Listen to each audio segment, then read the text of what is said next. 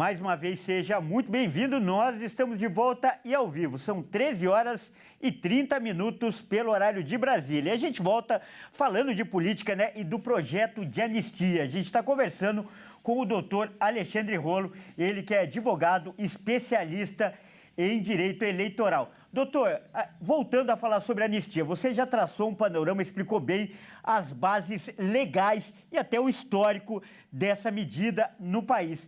Mas a pergunta acho que todo mundo quer fazer e vai além do direito também, envolve o seu conhecimento como analista político. Eu acho que até que é a principal pergunta. Você acha que hoje existe um panorama favorável no Congresso Nacional em relação a esse projeto de anistia? Você acredita que ele pode avançar ou a resistência é grande? Olha, Kleber, me parece que vai depender da temperatura das ruas, né? Vai depender do clamor popular. Foi nesse sentido, inclusive, uma entrevista recente dada pelo presidente do Senado, Alcolumbre, senador Alcolumbre, dizendo que, neste momento, ele não vê que seja um assunto do dia, da pauta do dia da população brasileira. E é por conta disso também que me parece que os bolsonaristas estão correndo atrás, digamos assim, dessas manifestações. Nós já tivemos uma manifestação em Copacabana recentemente, tem uma nova manifestação agendada para São Paulo, para a Avenida Paulista. Então, está se buscando esse clamor público aí, esse reforço da população para que haja uma pressão no Congresso Nacional. Bolsonaristas dizem que são lá de dentro, deputados da base aliada, dizem que, pelos cálculos desses bolsonaristas, e a gente não sabe se são realmente cálculos viáveis ou não, eles teriam cerca de 300 votos na Câmara dos Deputados para aprovação desse projeto de lei da anistia. Quero lembrar que também para a aprovação de um projeto de lei como esse, há necessidade de maioria simples. E, portanto, 300 votos, se for esse o número de votos que eles tenham, 300 votos já seriam suficientes, sim, para a aprovação desse projeto de lei. Mas anoto também que, no passado, voltando a falar da anistia no regime militar de 64, do golpe militar, a lei de anistia de 79 foi questionada no Supremo Tribunal Federal, e o Supremo Tribunal Federal acabou validando aquela lei de anistia de 79. Por que eu estou lembrando isso? Porque agora isso pode acontecer também nos tempos atuais. Então, ainda que seja aprovada pelo Congresso Nacional uma nova lei de anistia, essa lei de anistia poderá sim ser questionada no Supremo Tribunal Federal, como aconteceu com a lei da anistia de 79. Olha, muito importante esse comentário, doutor, porque a gente ouve muito falar de anistia, vê até a organização desses movimentos, mas eu não tinha ouvido até então nenhum especialista fazer esse alerta. Esse caso todo pode parar na justiça. Isso é muito importante, esse alerta, doutor. Doutor Alexandre, então eu peço agora para você acompanhar essa outra reportagem com a gente. Olha só, agora a gente falando de política ainda, foi divulgada nesta semana a primeira pesquisa para presidente da República nas eleições de 2026, sem a presença do ex-presidente Jair Bolsonaro. E o atual presidente Lula e o governador de São Paulo, Tarcísio de Freitas, aparecem na liderança. Vamos ver. O presidente Lula e o governador de São Paulo, Tarcísio de Freitas, são os nomes que os brasileiros veem com maior potencial para assumir a presidência da República em 2026, segundo dados da pesquisa IPESP. 40% dos brasileiros acreditam que Lula seria um bom presidente caso reeleito em 2026. Porém, 57% não compartilham da mesma opinião. Lula tem o maior índice de respostas positivas da pesquisa, mas o seu saldo negativo é de 17 pontos a mais do que sua aprovação. Apenas 2% dos entrevistados disseram que não conhecem Lula o suficiente, e 1% não quiseram responder. Tarcísio vem logo em seguida na lista. 35% dos eleitores acreditam que o governador de São Paulo seria um bom presidente. uma diferença de 12 pontos para a sua desaprovação, com 47% dos entrevistados afirmando que ele não seria um bom chefe do Executivo Federal. A taxa dos que não conhecem Tarcísio o suficiente é bem expressiva, com 16% e 2% não quiseram responder. Os percentuais obtidos por Lula são muito próximos dos índices de aprovação do governo medidos pelo IPESP. Por sua vez, Tarcísio é o que tem a maior aprovação de que seria um bom presidente entre os que desaprovam o governo Lula. A pesquisa Pulso Brasil foi feita pelo IPESP e ouviu 2.500 eleitores com idade a partir de 16 anos entre os dias 20 e 25 de março, em entrevistas por telefone e online, com margem de erro de 2 pontos percentuais. E nós voltamos a conversar com o advogado Alexandre Rolo para comentar também esse assunto. Doutor, agora, como eu disse, além de advogado, como analista político, você acredita que essa decisão recente dessa semana, que tornou o ex-presidente Jair Bolsonaro réu nesse caso, nesse processo de tentativa de golpe de Estado, essa condenação, não condenação, mas essa nova classificação dele como réu, já começa a ter um efeito político e eleitoral para 2026? Kleber, não tenho dúvida que sim. Eu acho que tem efeito sim. Vale lembrar que Bolsonaro já está duplamente inelegível por condenações anteriores lá no Tribunal Superior Eleitoral, da questão dos embaixadores e a questão também do 7 de setembro, né, da independência. Então ele tem essas duas condenações. Essas duas condenações o tornam inelegível. E essa agora recente, esse recebimento da denúncia pelo Supremo Tribunal Federal é mais um golpe numa eventual tentativa de candidatura do ex-presidente Jair Bolsonaro. Então, aquilo que já estava difícil por conta de condenações anteriores da Justiça Eleitoral, fica um pouquinho mais difícil com esse recebimento da denúncia. Agora nós vamos ter todo o processamento. O que se cogita lá no Supremo Tribunal Federal é que esse julgamento vai terminar ainda esse ano. O Supremo não quer deixar para virar o ano de 2026, que é justamente o ano eleitoral, então quer resolver, quer julgar esse processo ainda esse ano, e isso vai aumentando as dificuldades do Bolsonaro. Nós já tivemos no passado recente, você há de lembrar, quem nos assiste também, que o Lula lá atrás, em 2018, tentou ser candidato também, não conseguiu, mas levou a candidatura dele até 45 minutos do segundo tempo. No final das contas, ele efetivamente não conseguiu ser candidato, lançou o Fernando Haddad, que disputou a eleição com o Jair Bolsonaro, e Jair Bolsonaro acabou ganhando aquela eleição. Por que eu estou trazendo mais esse dado histórico? Porque apesar do Jair Bolsonaro hoje estar inelegível, eu acredito que ele vai seguir a mesma linha, ele vai tentar ser candidato até quando possível, e só quando ele realmente perceber que não tem condição é que ele vai abrir o caminho para eventuais sucessores deste legado político da direita aqui no Brasil. Tá certo, então nós acabamos de conversar com o advogado Alexandre Rolo, que é especialista em direito eleitoral e doutor em relações sociais pela PUC. Doutor, agradeço muitíssimo pela participação, pela parte técnica, jurídica, mas também pela análise política e, claro, a contextualização histórica que você faz e ajuda muito no entendimento das pessoas que nos assistem. Muito obrigado, doutor. Eu que agradeço a oportunidade e fico à disposição. Olha, a gente muda de assunto agora para falar que o número de mortos no terremoto que afetou o continente asiático, principalmente Mianmar e a Tailândia, subiu para mais de 1.600 pessoas. Vamos ver. Mianmar foi atingido por um terremoto de magnitude 7,7, nível tão alto que foi sentido na Tailândia e na China. Equipes de resgate estrangeiras começaram a voar para Mianmar neste sábado para ajudar na busca por sobreviventes da catástrofe, em meio a uma guerra civil. As operações começaram depois da junta militar que governa Mianmar fazer um pronunciamento na televisão pedindo doações a qualquer país ou organização que queira contribuir nos resgates. e pediu prioridade a materiais médicos. Diversos países estão acompanhando a situação.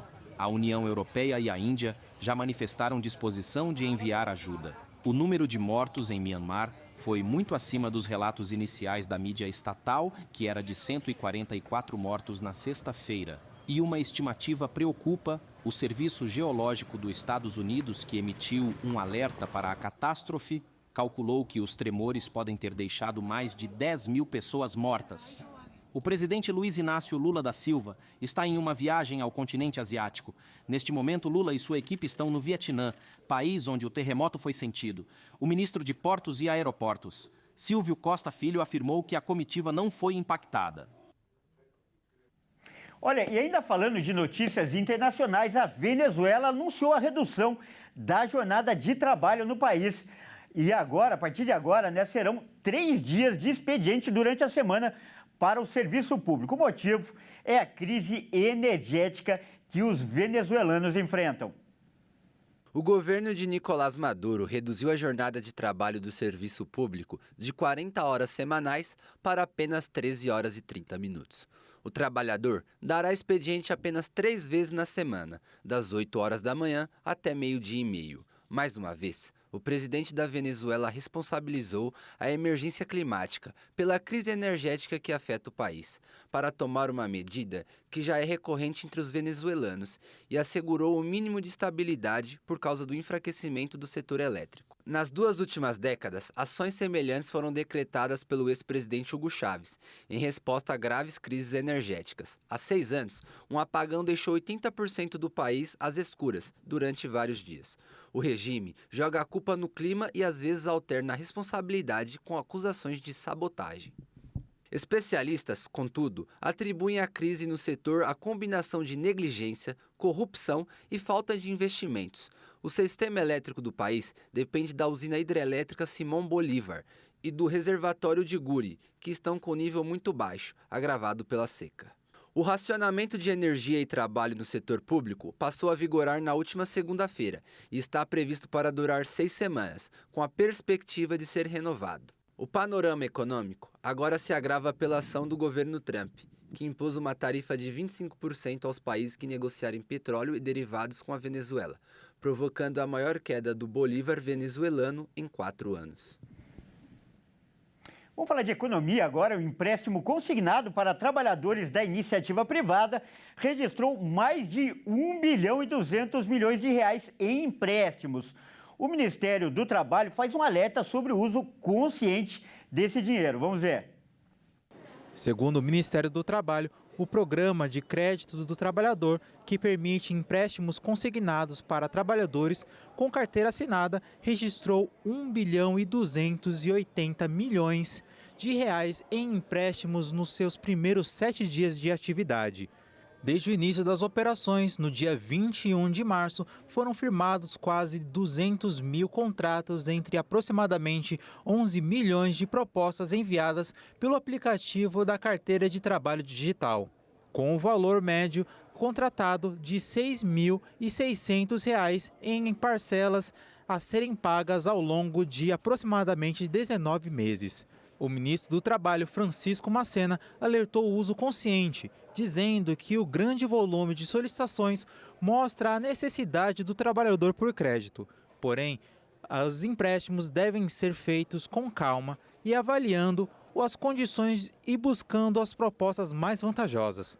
A contratação é feita pelo aplicativo da Carteira de Trabalho Digital, que envia os dados do trabalhador como nome, CPF, salário e tempo de empresa para instituições financeiras habilitadas pelo governo. Com a análise feita, o trabalhador recebe as propostas em até 24 horas e escolhe a mais vantajosa. As parcelas são descontadas diretamente na folha de pagamento, respeitando a margem consignável de até 35% do salário. Caso o trabalhador seja demitido, poderá usar até 10% do saldo do FGTS ou 100% da multa rescisória como garantia. O valor restante será cobrado no novo vínculo empregatício. Olha, e com a entrada do outono, o clima tem variado bastante em todo o país. Vamos acompanhar agora qual é a previsão para este fim de semana. O clima para o final de semana pode variar em várias regiões do país com a entrada do outono. Os termômetros devem alterar bastante entre altas temperaturas e as frentes frias, por ser uma estação de transição. No Mato Grosso do Sul, oeste de São Paulo e Bahia, as temperaturas continuam altas para os próximos dias. Para a região sul, parte do sudeste, as chuvas devem retornar devido a uma rápida passagem de uma frente fria pelo Atlântico e a atuação da Baixa Chaco, que é uma área de baixa pressão atmosférica que se forma na região do Chaco, que se estende pelo Paraguai, Argentina, Bolívia e que influencia o clima do Brasil, favorecendo a formação de chuvas. Na região norte do país, se espera um aumento significativo do volume de chuvas devido ao calor e pela alta umidade da região. No centro-sul do país, a previsão de chuva com ventos fortes devido à passagem de um sistema frontal mais intenso.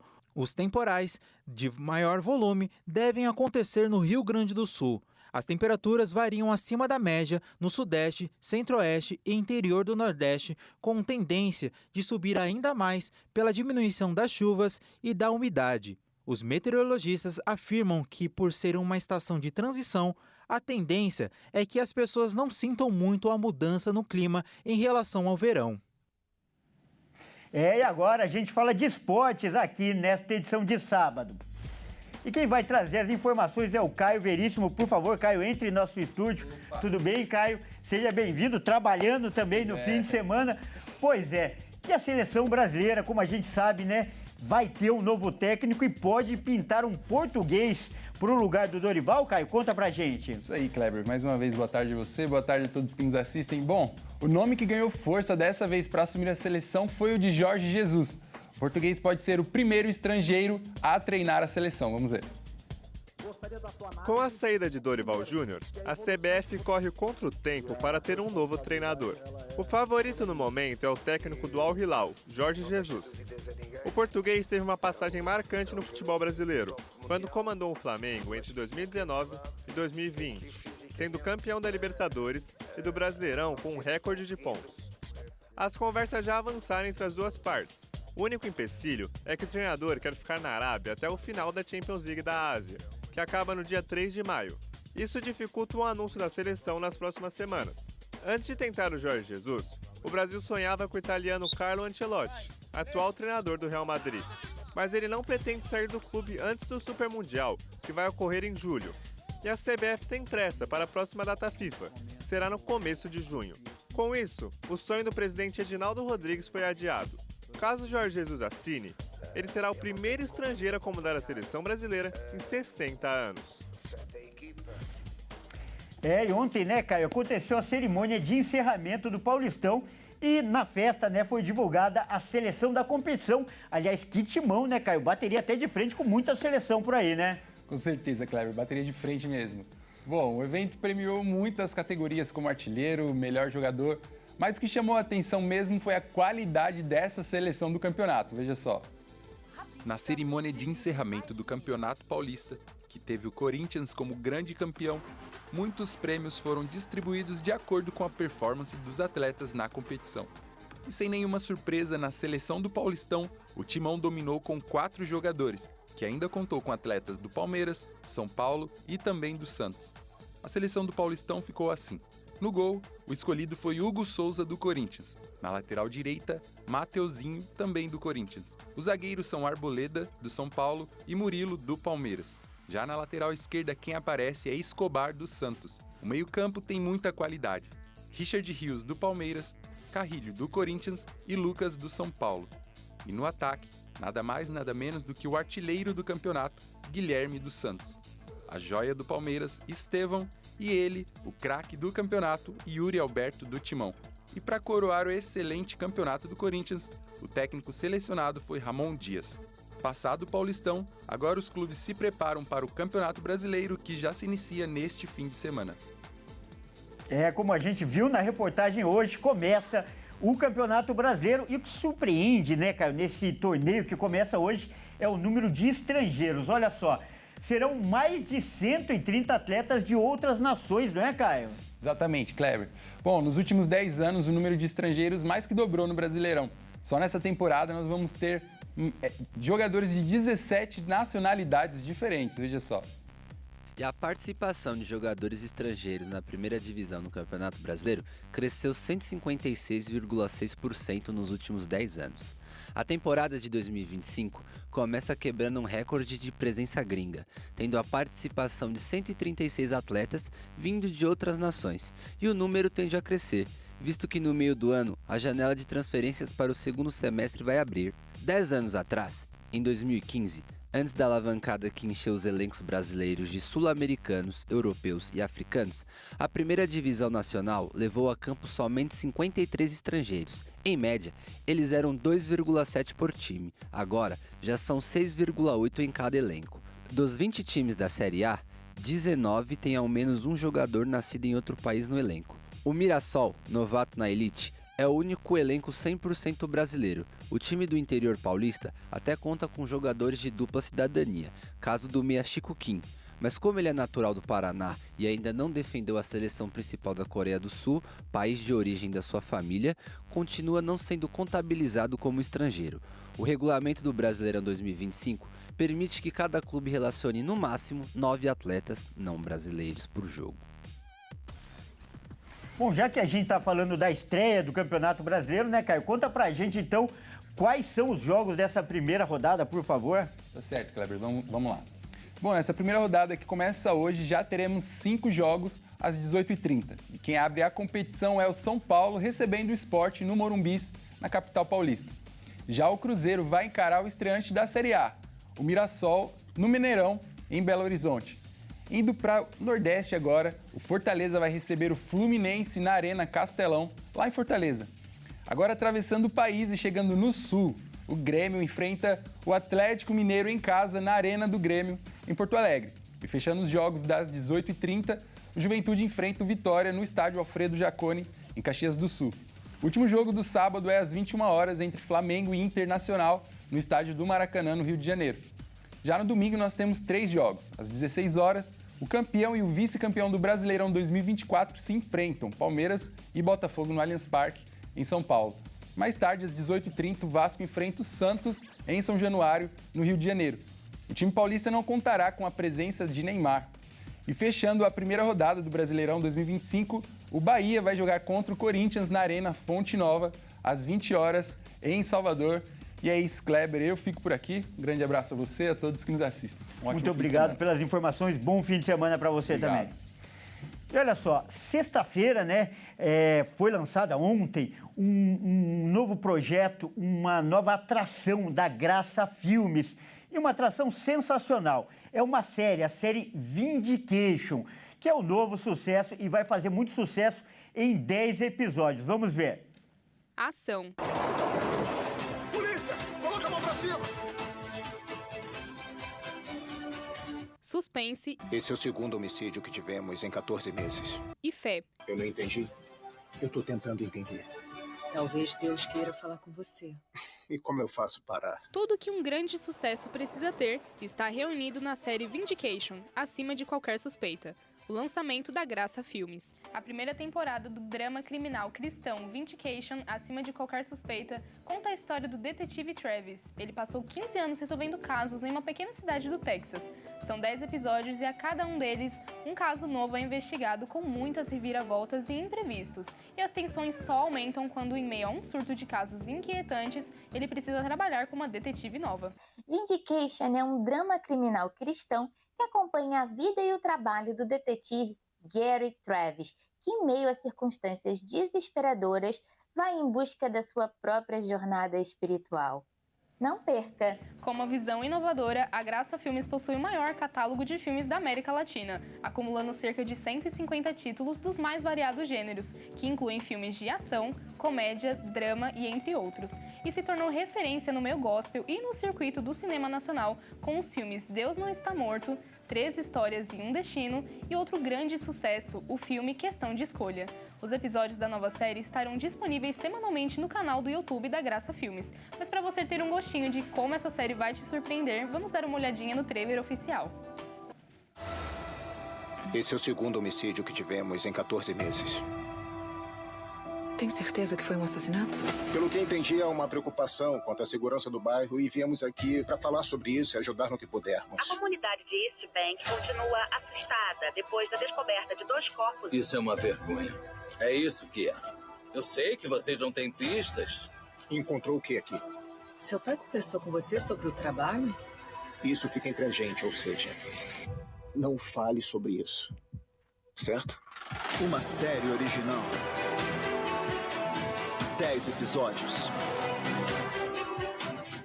Uma busca pela verdade. Está com problemas? Tentou contato com seu traficante? Para com isso! Finge que você não é um policial só por um segundo. Eu não consigo! Entre os acusados. Gente, agora! Você não pode pegar meu celular! Me processa. Você não faz ideia onde você está se enfiando. Você quer pegar o cara? Eu não entendi. Eu tô tentando entender. Talvez Deus queira falar com você. E como eu faço para... Polícia! Coloca a mão pra cima! Essa edição fica por aqui. Obrigado pela sua companhia e até mais.